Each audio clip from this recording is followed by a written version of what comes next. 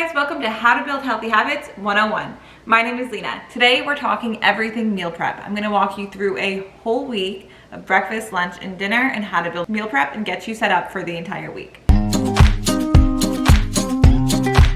If you have not yet watched the beginning videos of the series on How to Build Healthy Habits 101, go back and do that. You will see some repeated meals from the How to Balance a Plate episode. I'm a meal repeater, but that's okay. You can be too. So step one for meal prep is, before we get into what we're actually going to make and how we're going to be cooking through this process, you need to make a plan. So we want to start off on a Sunday morning, a Saturday afternoon, make a plan. What are we going to be eating throughout the week? If you don't have a plan, life gets a lot harder when it comes down to actually meal prepping. As you can see here, I've made a plan for breakfast, lunch, and dinner. For dinner, I have two different options. Makes things a little bit more exciting and a little bit more natural as you go through the week. Then you have to list out all the ingredients that you need for each and every meal, of course. And then I like to check off what I already have in the house and then leave open what I need to get when I go grocery shopping. This is really helpful, keep you focused while you're in the grocery store. A lot of times people will pick up veggies that they don't need, or too much of something or too little of something. It can leave a lot of their things going bad or just not having enough throughout the week, and that leads you to taking out takeout again or something like that. Have a plan, stay focused, move forward. After that, you need to set aside time on the weekend before the week starts to actually get meal prep done. Listen, not everybody is going to love cooking. Not everybody is going to think they have the time to set aside. That's okay. We do things that we don't want to do sometimes. You might not like doing laundry, but you get up and you do the laundry anyways.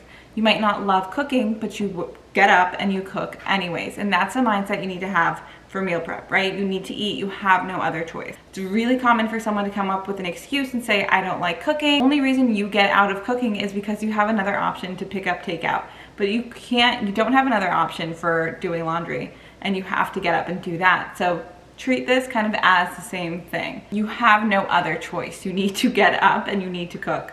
You need to prepare yourself for the week ahead, just as you would anything else, any other chore, any other task. Now that we have our excuses out of the way, we're gonna set aside time on a Sunday night or a Sunday morning or sometime during the weekend that you can meal prep. And this does not need to be a 5-hour process. I'm gonna show you how we build 4 meals within an hour and a half for the entire week. I go into depth with snacks in my video on how to snack smarter. With all that being said, now that we have how to plan and grocery shop down, how to beat that mindset of I just don't want to, now we can go ahead and start with meal prep. Always gonna wanna start with the thing that's going to take the longest to cook or bake. So I'm gonna do a spaghetti squash for half of my dinner meals.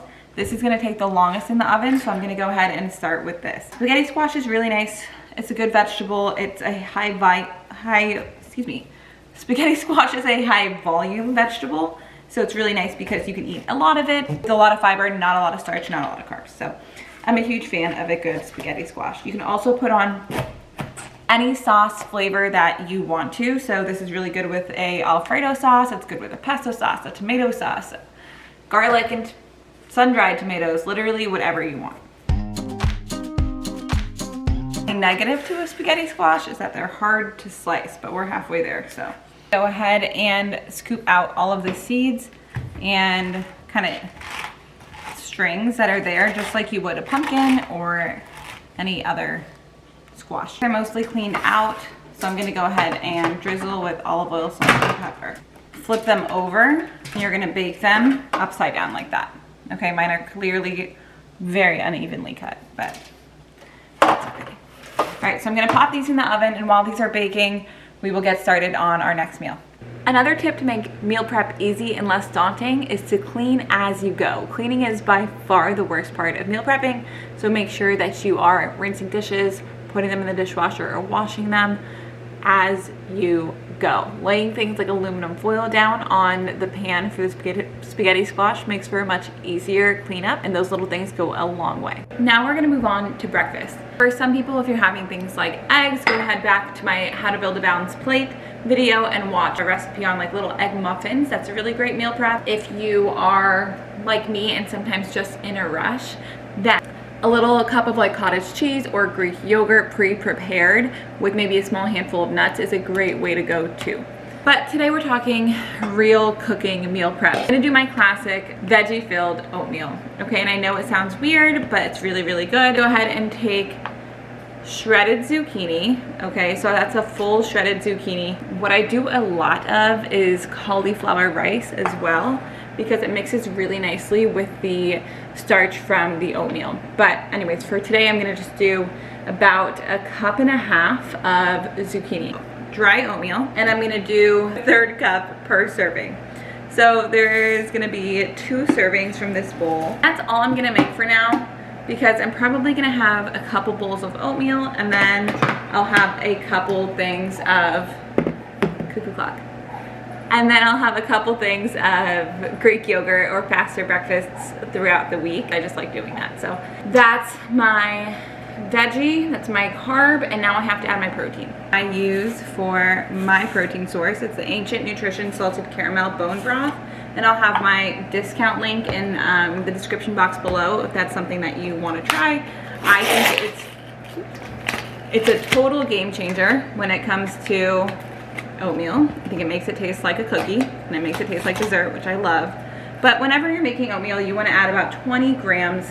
You want to make sure you're somehow hitting 20 grams of protein in that. So you can do this with egg whites, you can do this with Greek yogurt, you can do it with cottage cheese, or you can do what I'm doing and do it with a protein powder. You add the almond milk and just let this cook over the stove. I like to let it slow cook for 10 to 15 minutes, and then I'm going to put it into mason jars and it's good to go.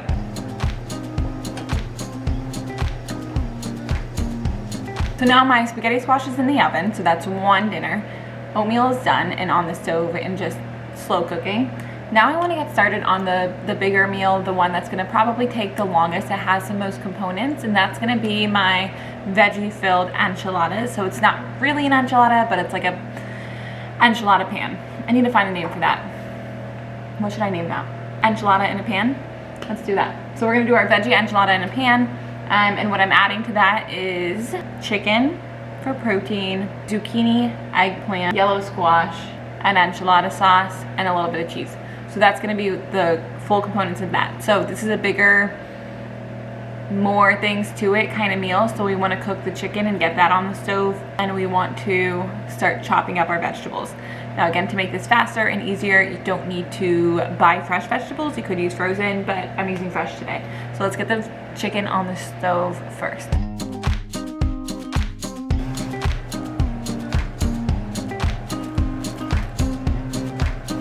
The goal right now is to keep this meal prep fast and easy and minimize as much cleanup as I can. So instead of taking that chicken, putting it on a cutting board, chopping it all up, I want to just cook it full right now, and then I can shred it after it's cooked. So that's the reason behind that. So I'm going to spice this a little bit. While it's cooking, I'm going to go ahead and chop my veggies.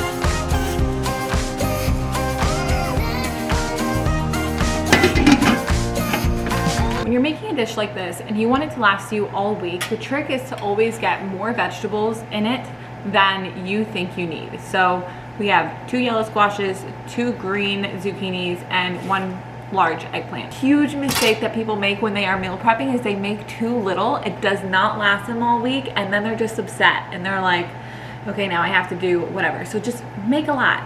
Make more than you think you need. Put more vegetables in it than you think you need.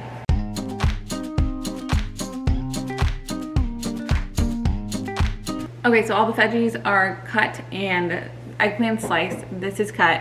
Chicken's done. So what I'm gonna do is I'm gonna take the chicken out of that skillet, layer the veggies and the chicken together, pour the enchilada sauce, and just slow cook that over the stove. Okay, so before I can actually start layering that, I have to make the enchilada sauce. So I'm gonna take tomato sauce. This is a large jar, but like I said, make more than you think you need, especially if you're not the only one eating.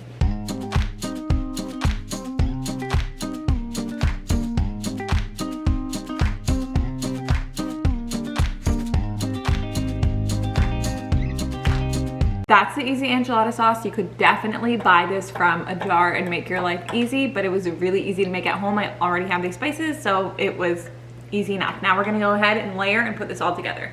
The same pan that I cooked the chicken in, I didn't wash it or do anything like that because we don't mind the flavor. and everything's already cooked through. So I'm gonna take these rounds and lay them of eggplant and lay them on the bottom. And that's gonna be like the crust. Now, if enchiladas for you are the tortilla, then you absolutely can get yourself a tortilla and lay that in this pan as well and kind of sandwich it in the middle. The reason that I don't is because I don't care for it. It's not a priority for me. It's, you know, that's why I don't, but you absolutely could. And you would still get the benefit of all the extra vegetables that you're getting here. Okay, so I have a nice one thin layer of that. I'm gonna take my enchilada sauce, layer that on the bottom, nice and evenly. I'm really generous with it. Like I said, this is why I use a lot, because this is where the flavor, or why I make a lot. This is where the flavor comes from. Just gonna take these chopped veggies and layer them. All right, so I have a nice thin layer of veggies there, and now I need a layer of protein. Take the chicken, I'm gonna shred it up nice and small so that we get even bites of it. I'm not a fancy organic cheese kind of person, just because it's expensive. If it was cheaper, maybe.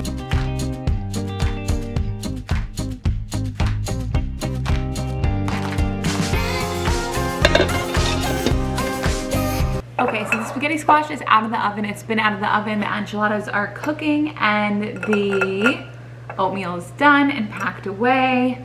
What am I missing? Lunch. We haven't talked about lunch yet, but right now, this. So I have a store-bought Alfredo sauce. It is not dairy-free. It's not anything special. This is on you. I don't eat this every day. I do in these videos because it's convenient when I'm cooking a bunch of other things, but it's up to you if you are comfortable using something like this. You could buy a high quality one, or you could make your own, which I have recipes for on my blog, which I will also link below. I'm gonna go ahead and pour, not all, but a little bit, and it's really just for flavor, creaminess, fun, texture, right? That's all I need. About a half a cup. I didn't string out the spaghetti squash well, so just ignore me. But this is my more convenient option. Very balanced and healthy, but definitely more processed and more convenient. So I'm going to pair it with these chicken strips throughout the week. These are from Costco. They are pretty well made. A couple added ingredients that you wouldn't see if you made them yourself, but again, I chose convenience today and I'm okay with that. So this will be one dinner meal. Lunches I typically like to build day by day. So as long as I have the ingredients in the house, I'm good, but I will like prepare it the day of, the morning of, or the night before. So we're doing salads this week. Literally just have mixed green salad bags, and those are gonna be my base.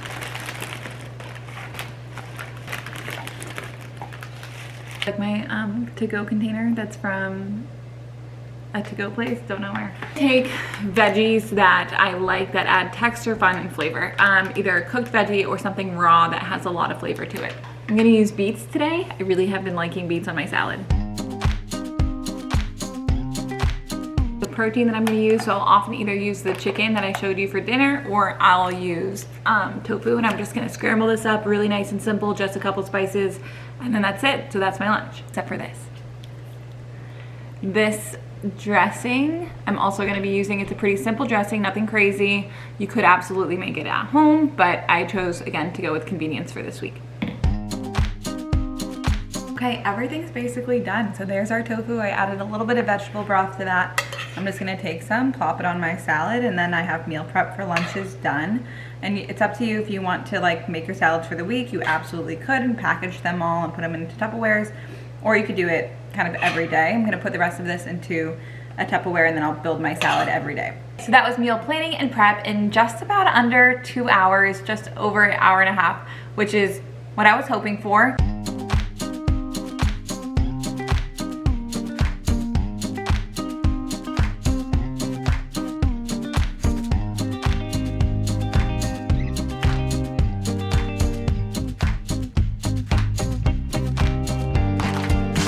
Still have a little bit of dishes to do, so there's a little bit of cleanup, but really cleanup was generally really easy. And that's kind of how you can do it fast. and how you can do it in a way that is convenient and easy and still really balanced and full of veggies. If you have any questions, leave them in the comments below. Other than that, don't forget to hit that little thumbs up, subscribe, and I'll see you here next Wednesday.